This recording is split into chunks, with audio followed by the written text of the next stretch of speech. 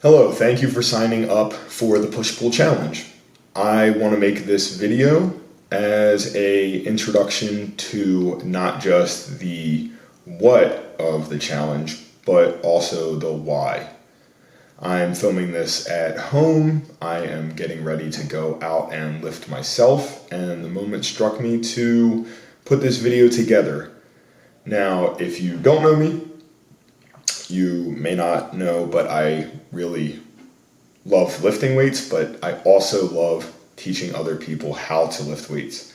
I truly believe that it is one of the best things that people can do for their health, and I think it's very empowering for a lot of people who may never have thought that they could do some of the things that they eventually find they're capable of doing through strength training.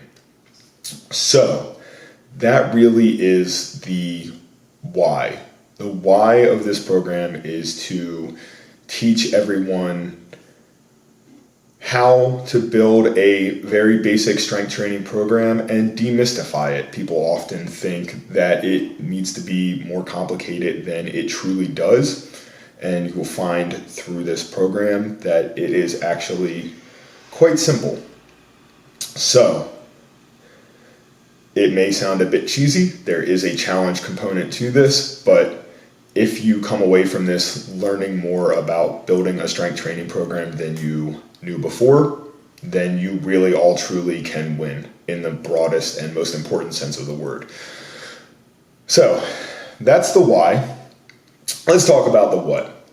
You're going to see in the email, and it will be on the bulletin board as well, both a program that will cover 4 weeks and a detail of the levels that go into the push-up prior to starting the bar dip. The pull-up's pretty straightforward. We're going to use the assistance machine and weighted resistance, but the push-up I thought was important to start with before moving on to the bar dip, and I have wavered between these two in the past, but I really don't want to compromise on them. So I want people to be able to do a push-up before moving on to the bar dip. And that just has to do with things around shoulder health. Anyway, the details are going to show a lower limit for each week and an upper limit. And sometimes this is where people get confused, so this is where I really want to clarify how these are going to work, because once you find out how it works, it really is simple. It's an if this, then that scenario. So on these lifts, you are going to, if you've never done them before, have to figure out where your first working set's going to be, and that really is the hardest part of it. So just be patient with that.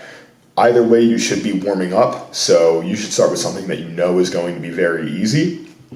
Once you get to something that feels really challenging, for about 8 reps, and that's going to fit into the range that you see on the first week.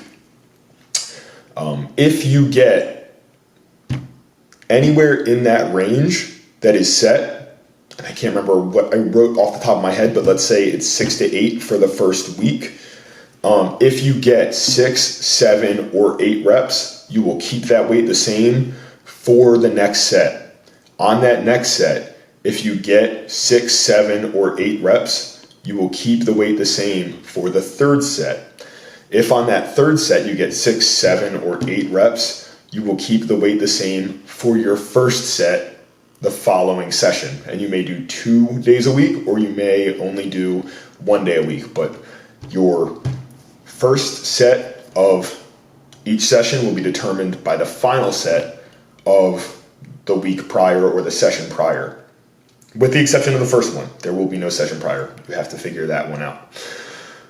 If you get 1, 2, 3, 4, or 5 reps, you will either go down a level in the case of the push-up, or decrease resistance in the case of the pull-up or bar dip, whichever one you happen to be on. If you get 9, 10, 11, or anything over that, you shouldn't be going much over 11 if your range is 6 to 8. At that point, it's still a warm-up. But if you get 9, 10, or 11 reps, then you will increase the weight on the following set, whenever that is, even if it's in the next session. So that's where people sometimes become confused, is on that final set of the week, not knowing how to factor that one in to the first set of the next session. And you hear me saying these words, they're very simple. And this is, I think people, again, think it's too simple. It just can't be that easy. It really is going to have that first set be based off of the final set, the session before. It's a simple if this, then that scenario. And that's really all strength training is.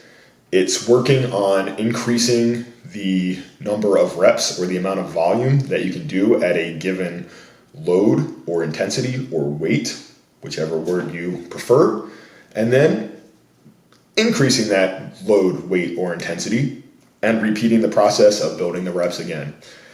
And you can achieve absolutely amazing results simply by following that basic structure. The rest of the program is going to be rather simple. You will see the exercises listed in there, but you are going to follow a similar progression. It may say 2 sets of 12 when you can do 2 sets of 12 with a given weight. Increase the weight the next week and do as many reps as you can until you do 2 sets of 12 with that weight.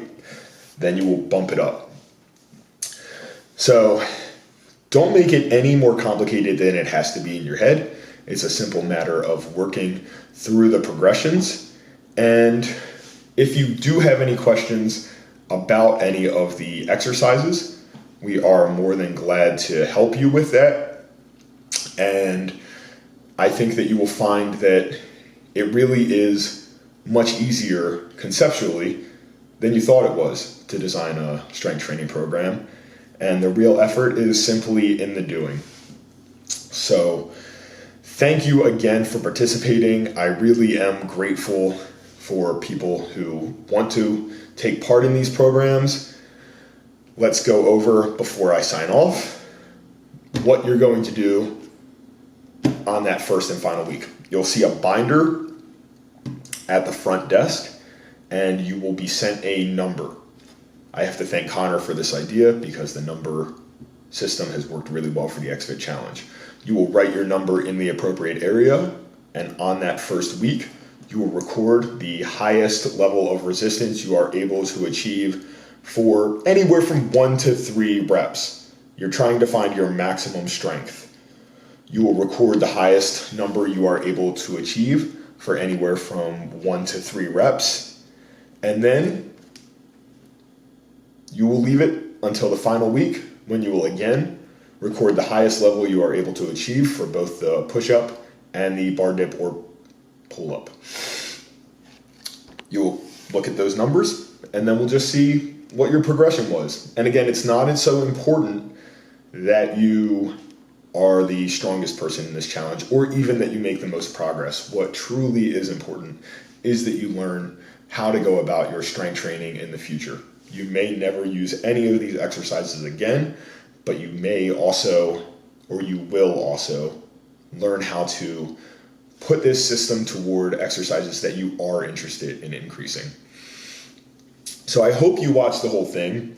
I hope this isn't too much time to invest in learning how to do something that I think is really going to impact you positively for the rest of your life. And I look forward to seeing you all go through the workouts.